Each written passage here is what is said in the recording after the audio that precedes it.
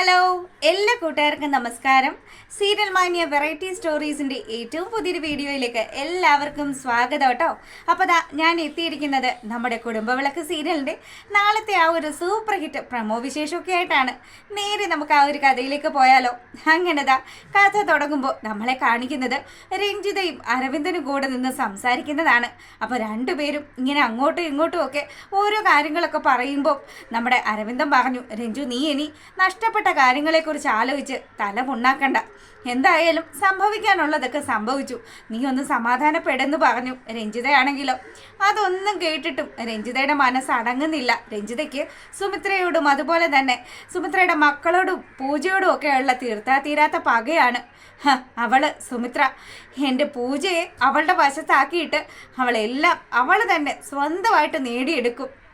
ഇത്രയും കാലവും എല്ലാ സ്വത്തുക്കളും വെച്ച് അനുഭവിച്ചത് ഞാനാണ്. എന്നിട്ടിപ്പോൾ ഞാൻ വെറും ഒരു പിച്ചക്കാരിയെ പോലെ ആയിപ്പോയി. എല്ലാത്തിനും കാരണക്കാരൻ എൻ്റെ മകനാണ് എന്നൊക്കെ പറഞ്ഞിട്ട് രഞ്ജിത ഇങ്ങനെ ബഹളം വെക്കുകയാണ്. അവനാണ് ഈ രഞ്ജിതയെ തീർത്ത് കളഞ്ഞത്, അവൻ എന്നെ കൊന്നു കളഞ്ഞു എന്നുള്ള രീതിയിലൊക്കെ രഞ്ജിത ഇങ്ങനെ ദേഷ്യം വന്നിട്ട് എന്തൊക്കെയോ ഇങ്ങനെ സംസാരിച്ചുകൊണ്ട് നിൽക്കുകയാണ്. അപ്പോൾ അരവിന്ദനാണെങ്കിൽ ഇനി ഇവളോട് സംസാരിച്ചിട്ട് കാര്യമില്ല.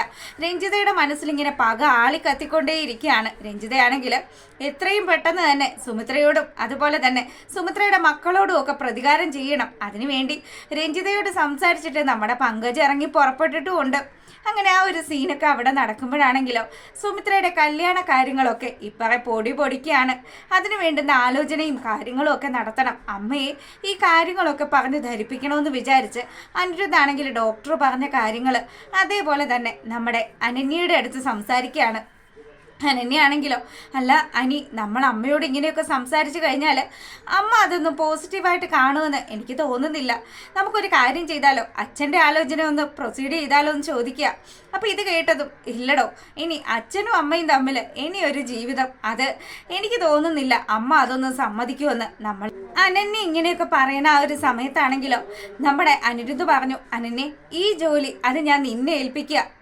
നീ വേണം അമ്മയെ കാര്യങ്ങളൊക്കെ പറഞ്ഞ് ധരിപ്പിക്കാൻ ായിട്ട് നിനക്ക് സാധിക്കുമെന്നൊക്കെ പറഞ്ഞു. അപ്പം അനന്യാണെങ്കിലോ ഞാൻ പറഞ്ഞാൽ അമ്മ കേൾക്കുമെന്ന് എനിക്കറിയത്തില്ല, എന്നാലും ഞാൻ അമ്മയുടെ അടുത്ത് സംസാരിക്കാമെന്നും പറഞ്ഞിട്ട് അവളാണെങ്കിൽ സുമിത്രയുടെ അടുത്ത് ചെന്നു. അപ്പം സുമിത്ര ചോദിച്ചു, എന്താ മോളെ നിനക്ക് അമ്മയോട് എന്തെങ്കിലും സംസാരിക്കാനുണ്ടോ എന്ന് ചോദിച്ചു. ഉണ്ടമ്മേ, അമ്മ ഇപ്പം നല്ല സന്തോഷത്തിലല്ലേ ഉള്ളത്.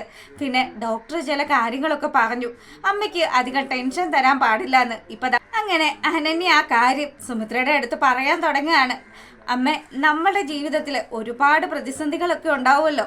ആ ഒരു സമയത്ത് എനിക്ക് താങ്ങായിട്ടാണെങ്കിൽ ഇപ്പം സ്വരമോളുടെ കാര്യം വന്നപ്പോൾ എനിക്ക് താങ്ങായിട്ട് എൻ്റെ അനിരുദ്ധ എൻ്റെ കൂടെ തന്നെ നിന്നു. അതുപോലെ തന്നെ എല്ലാവരുടെ ജീവിതത്തിലും ഒരുപാട് പ്രശ്നങ്ങളൊക്കെ ഉണ്ടാകും. അപ്പം അവർക്കൊക്കെ ഒരു താങ്ങ് കൂടെ വേണ്ടേ? അമ്മ ഒന്ന് ആലോചിച്ച് നോക്ക്, അമ്മയ്ക്ക് എന്തെങ്കിലും ഒരു വിഷയം വന്നാൽ അമ്മയോടൊപ്പം ആരെങ്കിലും ഉണ്ടാവുമോ? ഈ മക്കളായ ഞങ്ങൾ പോലും ചില സമയത്ത് അമ്മയുടെ ദുഃഖങ്ങൾ കണ്ടില്ലെന്ന് വരും. അതുകൊണ്ട് അമ്മ ഒന്ന് ചിന്തിക്കണം, അമ്മയ്ക്ക് ഒരു കൂട്ട് വേണം എന്നുള്ള കാര്യം അനന്യ തന്ത്രപൂർവ്വം സുമിത്രയെ പറഞ്ഞ് ധരിപ്പിക്കുകയാണ്. സുമിത്രയാണെങ്കിലോ മോളെ നീ എന്തൊക്കെ ഈ പറയുന്നത്? ഇനി എൻ്റെ ജീവിതത്തിൽ ഇനിയൊരു കൂട്ടോ? മോളെ ചുമ്മാ പറയരുത്. അമ്മയ്ക്ക് അങ്ങനെയുള്ള ഒരു അവസ്ഥയൊന്നും അല്ല ഇപ്പോൾ ഉള്ളത്. അമ്മയുടെ ജീവിതത്തിൽ ഒരേ ഒരു വ്യക്തി മാത്രമേ ഉള്ളൂ. ജീവിച്ചിരിക്കുന്നില്ലെങ്കിലും എൻ്റെ രോഹിത് മാത്രമേ എൻ്റെ ജീവിതത്തിലുള്ളൂ. രോഹിത്തിൻ്റെ ഓർമ്മകളിൽ ജീവിക്കാനായി എനിക്ക് ഇഷ്ടമെന്നൊക്കെ സുമിത്ര പറയുകയാണ്. അപ്പം ഇതൊക്കെ കേൾക്കുമ്പം അനന്യ പറഞ്ഞു, അമ്മ ആ രോഹിത് അങ്കിളിൻ്റെ ആത്മാവ് പോലും ഇപ്പം ഇതൊക്കെ ആഗ്രഹിക്കുന്നുണ്ടാവും.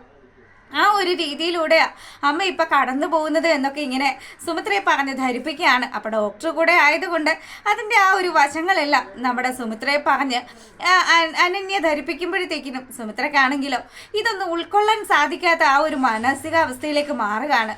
അങ്ങനെ അനന്യ പറഞ്ഞ കാര്യങ്ങളൊക്കെ ഇങ്ങനെ ആലോചിച്ചു. അങ്ങനെ അവൾ അവിടെ കിടക്കുന്ന ആ ഒരു സമയത്ത് ചെറുതായിട്ട് പുള്ളിക്കാരി ഒന്ന് മയങ്ങുകയാണ്. ഈ സമയമാണെങ്കിലോ നമ്മുടെ സുമിത്ര ഒരു സ്വപ്നത്തിൽ എന്ന പോലെ രോഹിത്തിൻ്റെ ആ ഒരു കാര്യങ്ങളൊക്കെ അറിയാം.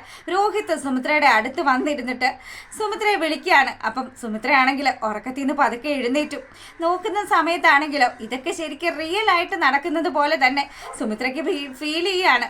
അങ്ങനെ സുമിത്ര എഴുന്നേറ്റ് നിന്നിട്ട് നമ്മുടെ രോഹിത്തിനോട് ചോദിച്ചു, ഇത്രയും കാലം എവിടെയായിരുന്നു രോഹിത് എന്ന്. അപ്പോൾ രോഹിത് ആണെങ്കിലോ താൻ എഴുന്നേക്ക്, എനിക്ക് തന്നോട് കുറച്ച് കാര്യങ്ങളൊക്കെ സംസാരിക്കാനുണ്ടെന്നൊക്കെ പറയുക. അങ്ങനെ അവനാണ് നമ്മുടെ സുമിത്രയുടെ മനസ്സ് മാറ്റാനായിട്ടുള്ള കാര്യങ്ങളൊക്കെ പറയുന്നത്. സുമിത്രേ, നിനക്കൊരു കൂട്ട് വേണം. ഇനി ഒരിക്കലും നിനക്ക് മറ്റൊരാളെയും ആശ്രയിച്ച് ജീവിക്കേണ്ടുന്ന ഒരവസ്ഥയും ഉണ്ടാവരുത്. നിന്റെ നല്ലതിന് വേണ്ടിയിട്ടാണ് ഞാൻ പറയുന്നത്. രോഹിത്, നീ എന്തൊക്കെയാ ഈ പറയുന്നത്? എനിക്ക് നീ ഇല്ലാതെ ഒരു ജീവിതം അതിനി ഉണ്ടാവില്ല എന്ന് പറഞ്ഞതും ഞാൻ മരിച്ചു പോയില്ലേ സുമിത്രേ? നീ ആ സത്യങ്ങളൊക്കെ അംഗീകരിക്കണമെന്നൊക്കെ പറഞ്ഞിട്ട് നമ്മുടെ രോഹിത് ആണെങ്കിലോ സുമിത്രയുടെ കാര്യങ്ങളൊക്കെ പറഞ്ഞ് ധരിപ്പിച്ചു. അങ്ങനെ സുമിത്ര പുതിയ ജീവിതത്തിലേക്ക് കടക്കുന്നതിന് വേണ്ടിയിട്ടുള്ള കാര്യങ്ങൾ രോഹിത് അവിടെ റെഡിയാക്കുകയാണ്. അങ്ങനെ എങ്കിലോ രഞ്ജിതയും മകനും കൂടെ ചില കാര്യങ്ങളൊക്കെ പ്ലാൻ ചെയ്ത് വെച്ചിട്ടുണ്ട്. അപ്പോൾ അതാ രഞ്ജിത നമ്മുടെ പങ്കജിനെ ഏൽപ്പിച്ചിരിക്കുന്ന കാര്യങ്ങൾ പങ്കജ് വളരെ ഭംഗിയായിട്ട് ചെയ്യാൻ തുടങ്ങുകയാണ്. പങ്കജ് നേരെ നമ്മുടെ പൂജ ചെല്ലുന്ന ആ ഒരു വഴിയിൽ വന്ന് നിന്നു. പൂജയാണെങ്കിൽ പങ്കജിനെ കണ്ടതും, പങ്കജെ, നിന്നോട് എനിക്ക് സംസാരിക്കാൻ താല്പര്യം ഇല്ലാന്ന് ഞാൻ നിന്റെ മുഖത്ത് നോക്കി പറഞ്ഞതല്ലേ, പിന്നെ നീ എന്തിനാ എന്നെ കാണാൻ വേണ്ടി ഇങ്ങനെ കാത്തു നിൽക്കുന്നതെന്ന് ചോദിച്ചു. അത് കേട്ടതും പങ്കജിൻ്റെ ആ ഒരു സ്വഭാവം, പങ്കജ് എത്രമാത്രം ക്രിമിനൽ ആണ് എന്നുള്ള കാര്യം നമ്മുടെ പൂജയ്ക്ക് ബോധ്യപ്പെടുകയാണ്. അതെ, നിന്നെ ഞാൻ ഒരുപാട് ആഗ്രഹിച്ചതാ. നീ എന്നെ ചതിച്ചിട്ട് ഇപ്പൊ അപ്പൂനെ കല്യാണം കഴിക്കാൻ ഉദ്ദേശിക്കുക അല്ലേ? നിന്റെ ഈ ധാരണയും ഈ ചിന്തകളും ഒക്കെ തെറ്റായിരുന്നടി.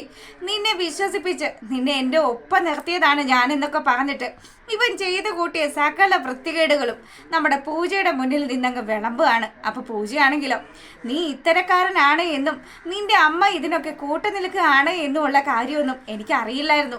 എൻ്റെ അപ്പൂട്ടൻ കാരണമാടാ സത്യങ്ങളൊക്കെ ഞാൻ തിരിച്ചറിഞ്ഞത്. നീ ഇനി എൻ്റെ കണ്ണും വെട്ടത്ത് വന്നു പോകരുതെന്ന് പറഞ്ഞിട്ട് പൂജയാണെങ്കിൽ ബഹളം വെക്കാൻ തുടങ്ങുമ്പോൾ പങ്കജ് പറഞ്ഞു, അതെ പൂജ, ഞാൻ ഇനി തീരുമാനിക്കും നീ നല്ല രീതിയിൽ ജീവിക്കണോ അതോ നരകിച്ച് ജീവിക്കണോന്ന്. എൻ്റെ കയ്യിലിരിക്കുന്ന ഈ സാധനം നീ കണ്ടോ എന്ന് ചോദിക്കുകയാണ്.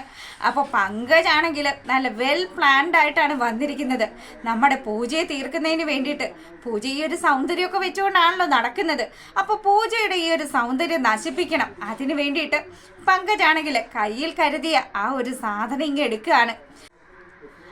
അവൻ്റെ കയ്യിൽ കരുതി വെച്ചിരിക്കുന്നത് ഒരു ആസിഡ് ബോംബാണ്.